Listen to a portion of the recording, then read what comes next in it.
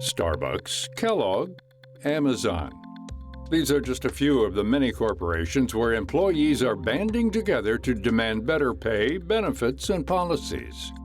Just last month, a massive strike involving thousands of railway workers was narrowly averted. In nearly every industry, it seems like there are emerging labor revolts. While there are mixed reactions to these budding movements, public approval for labor unions is at an all-time high. A recent Gallup poll found that Americans' support for unions is the highest it's been in nearly 60 years, with 71% of respondents in approval of these coalitions. What once was a divisive issue is now largely accepted. What changed? Why now? I think that there are a lot of factors at play, but one of them is that workers over the course of the pandemic saw record-breaking profits in the companies that they work for, and they did not see any of that trickle down to their paychecks. That's Daisy Pitkin, Deputy Organizing Director for Workers United. Aside from the pandemic, she says that inflation has forced more employees to speak out. As the cost of living rises, many feel that pay and benefits must increase with it. Take Starbucks, for instance. During the pandemic, many baristas realized that their role is equally as important as a white-collar employee sitting in an office. With this mindset, a company's success and subsequent profits should be shared among a vast number of employees, rather than just the top 5 or 10%. This campaign is really different in that workers are organizing themselves and each other. It is one of the most worker-led efforts I've ever seen. There are now 230 unionized stores across the country and growing every day. Pitkin is the national field director for the Starbucks campaign. She says pay inequality was not the only factor. The company has chronically failed to address several workplace issues. During the pandemic, Starbucks made significant labor cuts, leaving most locations short-staffed. On top of this, many baristas had their breaks and time off withheld because service demands were so high. To add insult to injury, benefits were slashed with little to no warning. As this push to unionize spreads, Starbucks has pushed back in retaliation. I've been organizing for 20 years, and I can tell you that this is the most vicious anti-union campaign I've ever seen. And it continues to escalate. The company is closing union stores. It's firing union leaders store after store. At this point, more than 100 union leaders have been fired. They are dangling benefits in front of non-union workers as incentive for not organizing. They're denying benefits to unionized workers as punishment for unionizing. Pitkin says these firings have triggered investigations by the U.S. Department of Labor, but a full resolution could take months or even years. So far, 7 Starbucks union leaders out of the 100 that were fired have been reinstated and awarded back pay as a result of these investigations. The sad part of it is that the penalty is never very severe. The company will very likely never have to pay a fine for breaking the law so repeatedly and egregiously. Most often, what companies have to do after they break the law is put up a letter in the workplace saying, we broke the law and we will not do it again. And then if they do it again, it kicks off the same process that is months and months long. Despite the company's influence, the push to unionize within Starbucks is still going strong. This movement has inspired thousands of workers in other sectors to demand more from their employers, but not everyone is in the same camp. Some are still skeptical. One of these people is Maxford Nelson, Director of Labor Policy at the Freedom Foundation, an organization that holds an anti-union stance.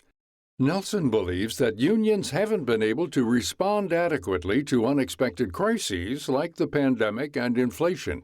In recent years, last year or two, perhaps the dominating issue for most American workers is inflation. Cost of goods and services is increasing dramatically.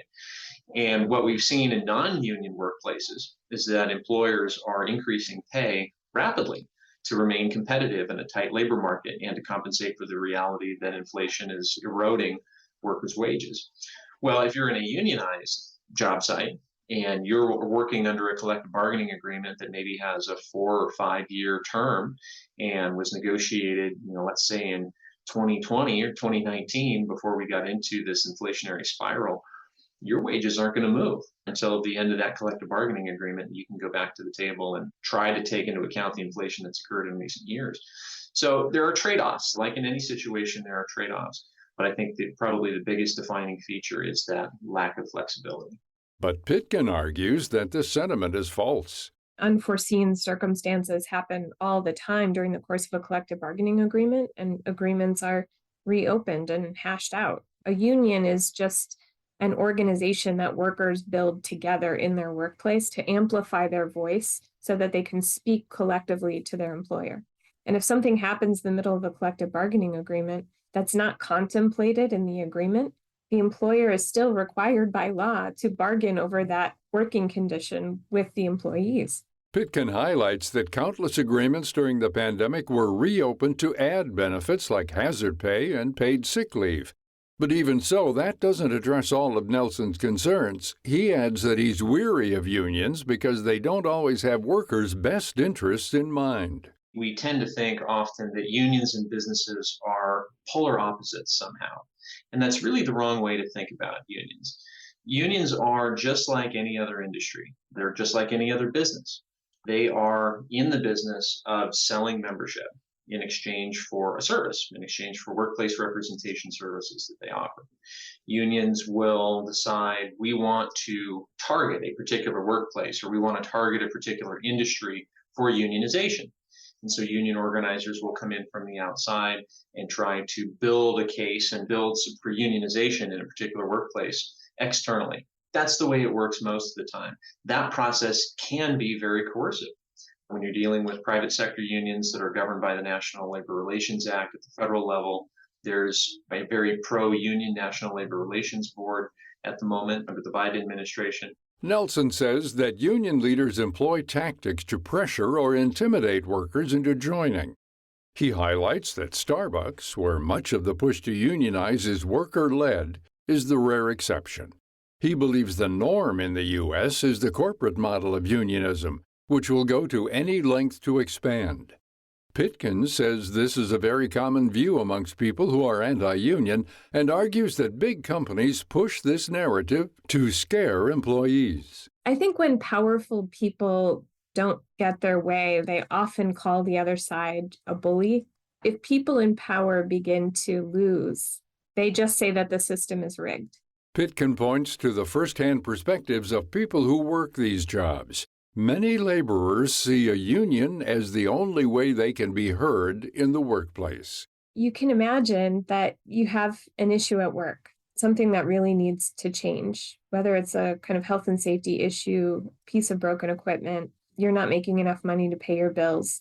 If you go by yourself to your boss and you ask for the thing to change, the likelihood that they'll listen to you, depending on who your boss is pretty slim. But if you go to talk to your boss along with everyone who works in that place to say, this thing has to be changed for us to be safe at work, for this job to be sustainable and healthy for me to continue doing, they're a lot more likely to listen and make the change that you're asking for. That's what a union is. To find out more about Daisy Pitkin, Maxford Nelson, and all of our featured guests, visit viewpointsradio.org. You can find Pitkin's book, On the Line, a story of class, solidarity, and two women's epic fight to build a union, on Amazon.com or request copies to be stocked at your local bookstore. This segment was written and produced by Grace Galanti. Our executive producer is Amira Zaveri. I'm Gary Price.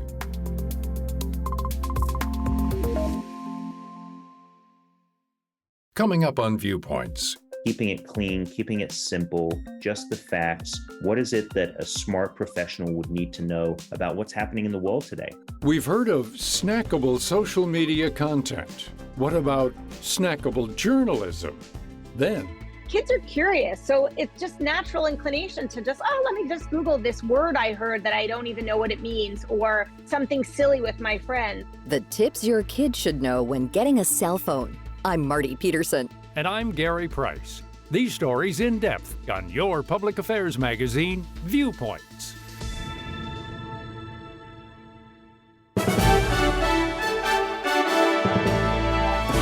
And that's Viewpoints for this week.